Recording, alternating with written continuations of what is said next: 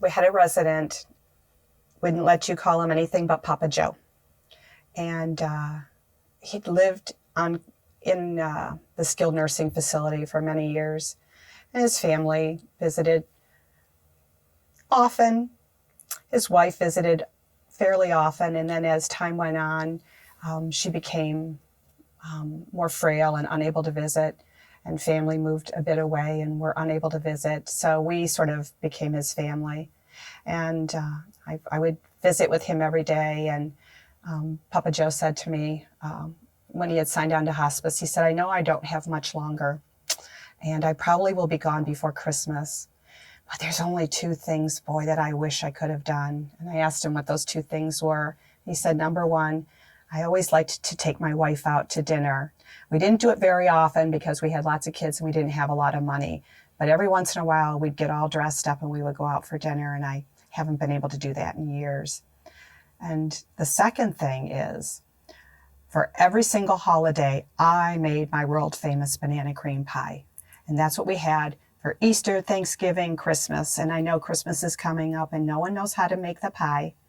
And I know my family won't have the pie this Christmas. So I got with my team and I said, all right, we're going to make these two things happen. Got a hold of the wife and the family, and I said, you have to find a way where she can come just for a couple of, maybe an hour at the most, to come to have dinner with Papa Joe. The Cena's got them all cleaned up and dressed up. My dining services team made this fancy 5-course meal.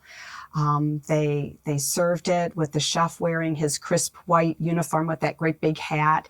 I took 2 bedside tables and I duct taped them together, and I put a tablecloth over them and brought in some of those flameless candles. Activities brought in a little CD player that had romantic music, and we told him he was having a special guest, and his beautiful wife came in her wheelchair.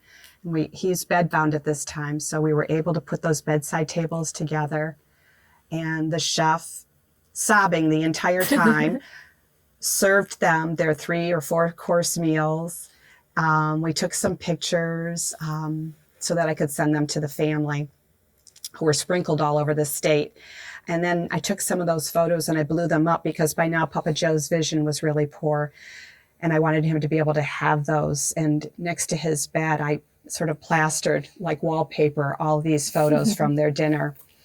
And then I said, Papa Joe, where's that recipe? We have to find that recipe for your banana cream pie. He said, Shari, it's in one of my books.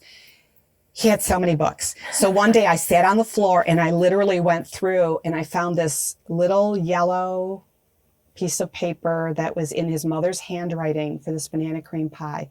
And I had to copy it and blow it up to be able to actually read it. It was so faded.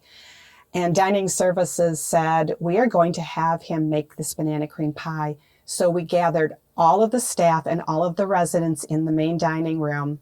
And dining services set up a big table, and all of the chefs came and stood behind the table and wheeled Papa Joe down. And he read the recipe and he instructed them exactly what they needed to do.